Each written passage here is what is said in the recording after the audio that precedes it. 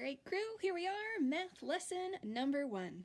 For this lesson you're going to need your math notebook or a piece of paper that you could write on, and your math book that has the yellow paper on it, and of course a pencil. So if you don't have those things right now, press pause, go and get them, and then come back and watch the rest of this video.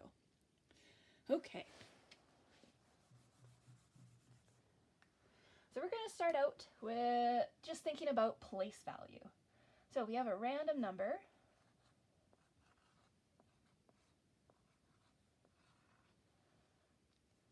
We know the place that the 6 is in the ones column. And we know that because it's the number on the farthest right. Okay? We know that the number to the left of the ones column is in the tens column. Then we have the hundreds column. And then it just keeps going in that pattern, the 1,000s, the 10,000s, and the 100,000s. And it would keep going again, the 1 millions, the 10 millions, and the 100 millions, and so on and so on and so on and so on. Just keeping going in that pattern we practiced in September. Ones, tens, hundreds, ones, tens, hundreds, ones, tens, hundreds. Just keeping going infinitely, forever. We could keep doing that. Okay. But what happens if we have a number that is less than 1? So we've been learning about fractions, and many of them are less than 1 whole. So decimals are how we're going to represent those fractions in our regular number system. So let's go back and take a minute to just remember our fractions. So if we have a chocolate bar,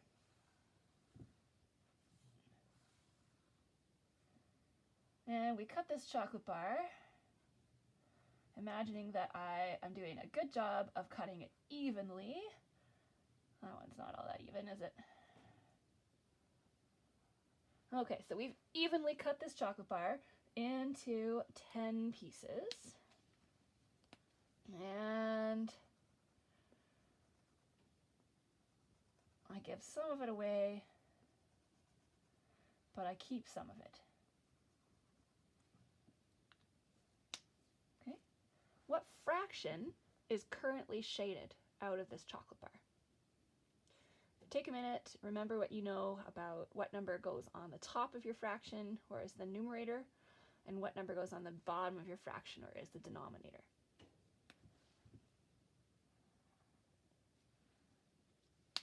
Okay.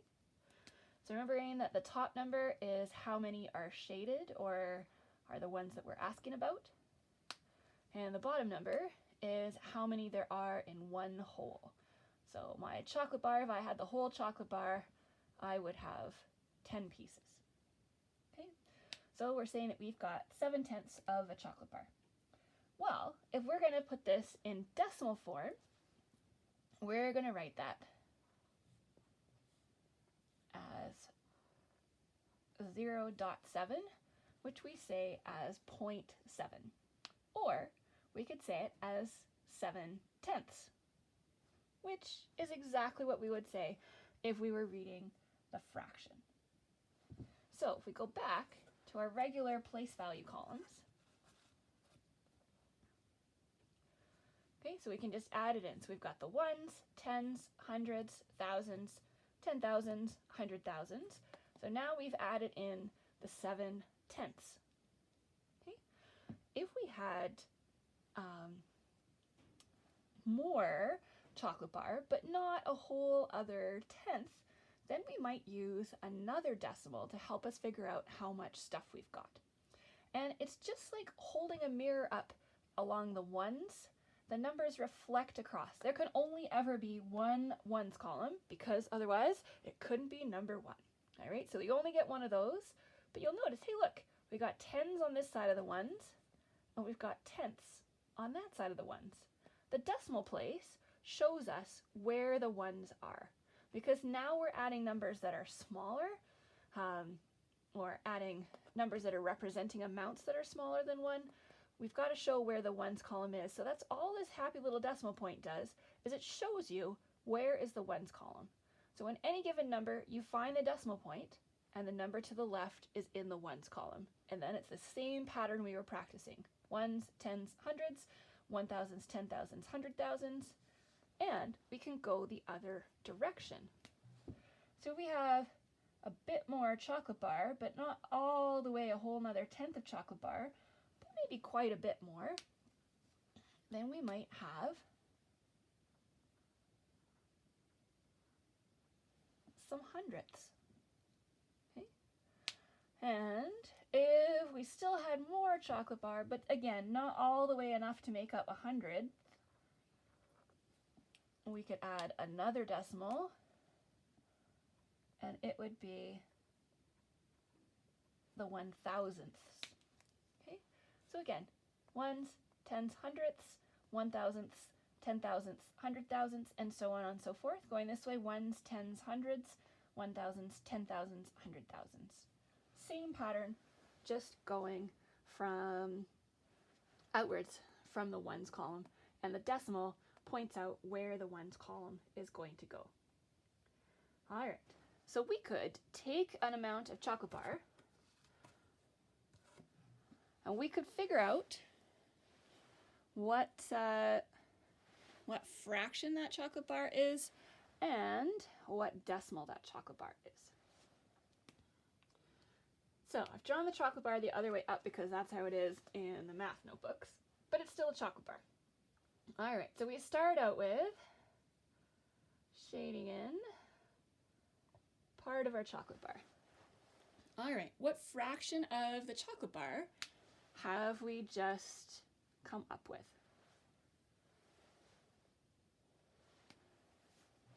All right, hopefully you've realized there's 3 shaded things. That goes on the top of your fraction. There are 10 total pieces of chocolate bar if we filled up the whole chocolate bar. So we have 3/10. When we go to write it as a decimal, we would write that 0.3 because the tenths go right next door to that decimal point. All right. What if we had a different amount of chocolate bar?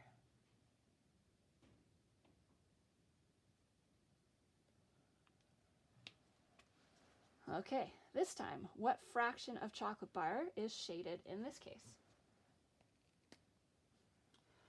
Hopefully you're thinking to yourself, oh, Miss Hughes, that must be 5/10 worth of a chocolate bar. Oh, all right. Oh, half of my chocolate bar is colored in. Interesting. Okay, now I've got to figure out what decimal would represent this 5/10 of a chocolate bar. So we just take the number of tenths and put it just after the dot in the decimal.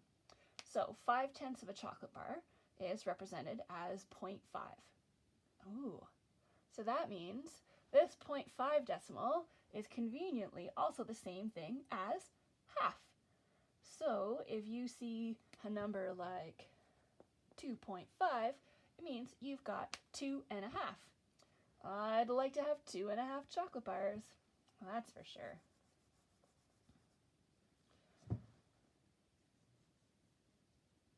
All right, one more for practice.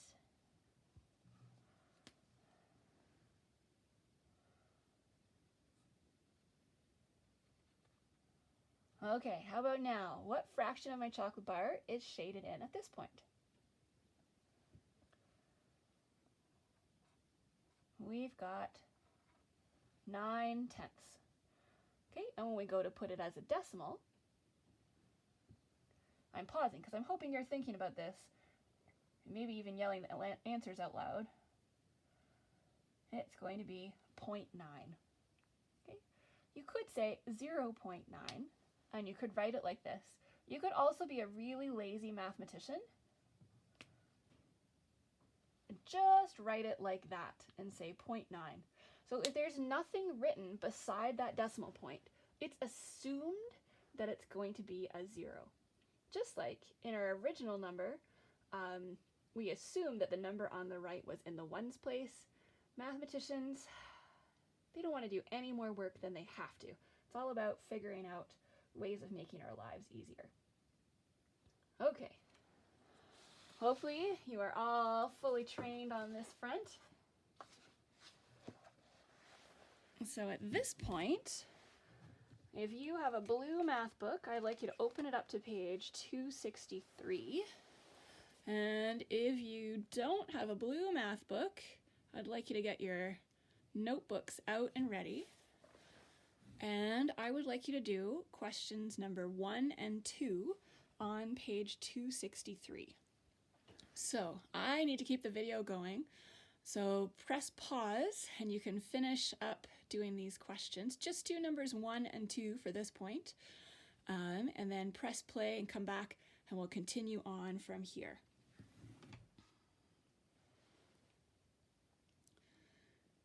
All right. Zoom back the other way. Hopefully you're now completed questions 1 and 2 on page 263. Next up, we've got one other funny fraction to figure out. Sure, you can see all of that. Okay, what if this is what my chocolate bar looks like? What fraction is this? All right. Hopefully you're all saying, why, Miss Hughes, there are 10 things shaded in, and there are 10 things that make up one whole chocolate bar. So we've got 10 tenths. Oh, how do we do 10 tenths as a decimal? How do we write that? Oh, we can only ever put one digit in a column, but I've got 2 digits worth. Oh, so in that case, I'm going to put the 1 in the ones column because I have one whole chocolate bar, and I'm going to put a 0 in the tenths column. So if I have 10 tenths, the 1 comes over and goes over there. If we wrote it as 0.1, then that's like saying in our chocolate bar, if I can quickly chop up my chocolate bar, that's like saying I've got this much chocolate bar.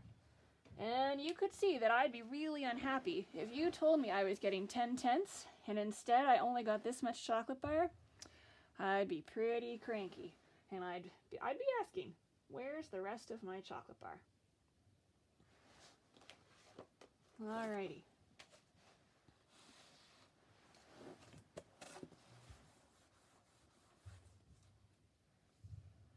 So, in your math notebook, I would like you to make a number line.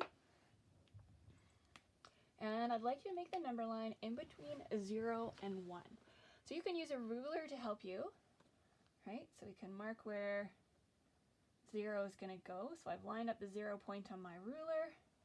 I'm going to draw along until I get to 10 centimeters. And then I'm going to make a tick each centimeter. Okay, so 10 centimeters. Oops, that's not really a 10 though. Right, because I said we're going to go from 0 up to 1. Okay, so 1, 2, 3, 4, 5, 6, 7, 8, 9, 10. Excellent. Remember, 0 doesn't count when we're talking about number lines. So the first tick is 1/10 of the way along. That's going to be 0.1. The second tick, 0.2. Oh boy, it's getting hard to write. I'm going to make this one a little higher so I can put it up here. 0.3, 0.4, halfway, 0.5, then we've got 0.6, 0.7, 0.8, 0.9, and then 1, which is really 1.0. Oh.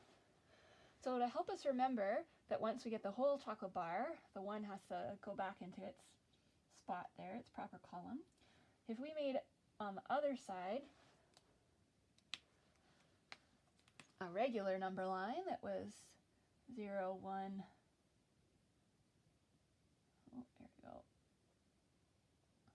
2, 3, 4, 5, 6, 7, 8, 9, and 10. Oh, right, so once we got here, we had to hop over into the next column. If we were to extend this number line, right, the regular one would go 11, 12, 13, 14, 15, and so on. Our decimal number line after 1 would be 1.1. Then we'd have 1.2, 1.3, 1.4, 1.5. Right? And we'd keep going.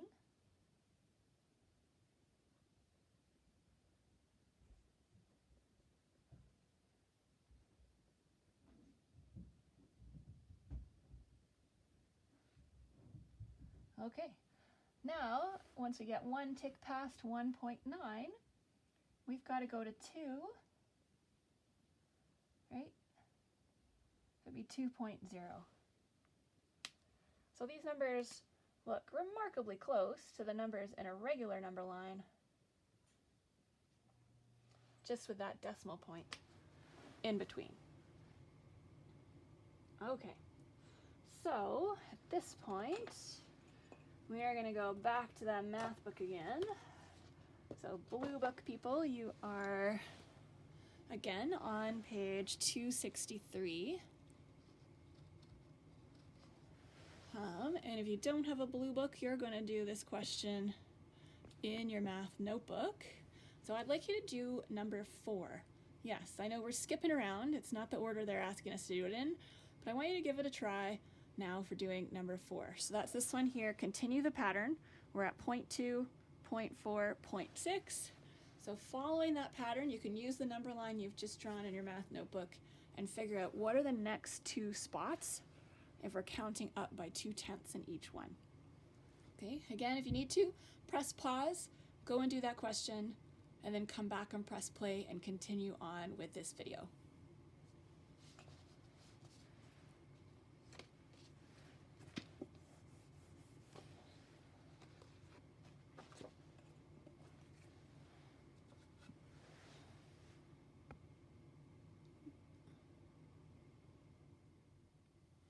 Alrighty. Now, when we're doing fractions, we could draw those fractions all the time. Remember how I said mathematicians are lazy? Or we could use these lovely base 10 blocks like that we've done all sorts of other math things with. So here's my chocolate bar. It's got 10 pieces, and I can cover it up with the right number of pieces to make it a different fraction. So I can say what fraction of this chocolate bar is currently covered up. Hopefully you're all saying 2/10. Okay. Then I could look at more than one fraction at a time. Maybe have another 2/10. And maybe, this is crazy here, maybe I'd like to add them together, and I'd like to figure out what 2/10 plus another 2/10 is going to be equal to. All right. Of course, 2/10 can also be written as 0.2. So it's like saying I've got 0.2 plus 0.2, and I want to figure out what that answer is.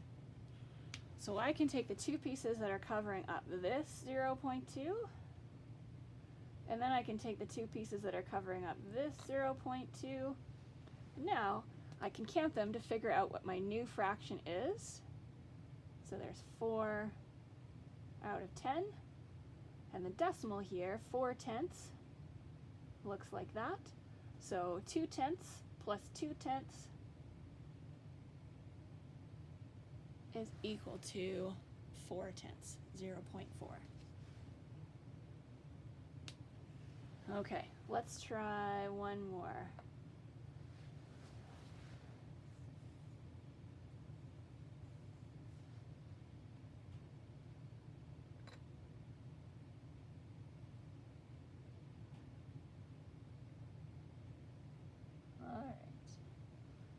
I've got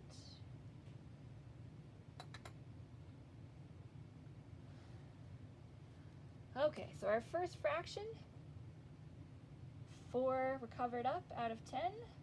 So our first decimal is 0.4. Okay, our second fraction, there's 3 things covered up, so that's 3/10 or 0.3.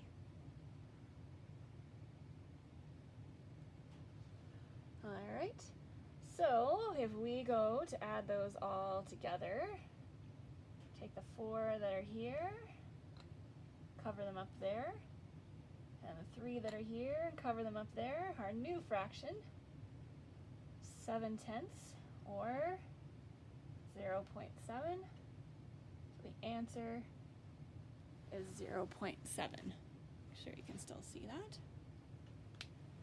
Okay. Hopefully that seems pretty easy. So you just take what you had for the first 2, shade them in on the answer, and you can figure it out.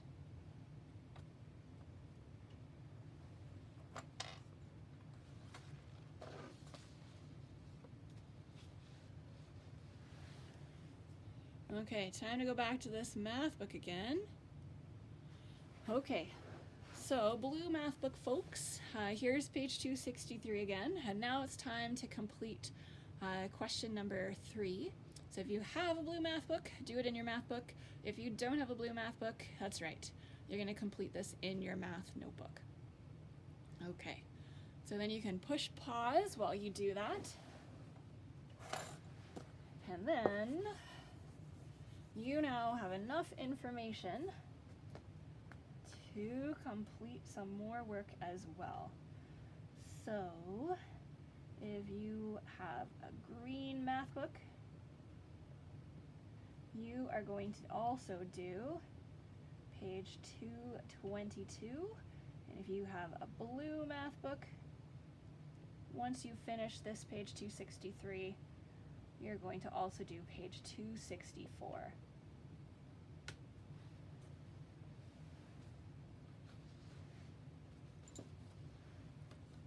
Okay, keeping in mind, oops, get him out of the way, that you've got all the information you need now, remembering the first spot after the decimal place is going to be the 10ths place, and the second spot would be the 100ths place. All right, whew, there we go. Math lesson number 1. Good luck, everybody.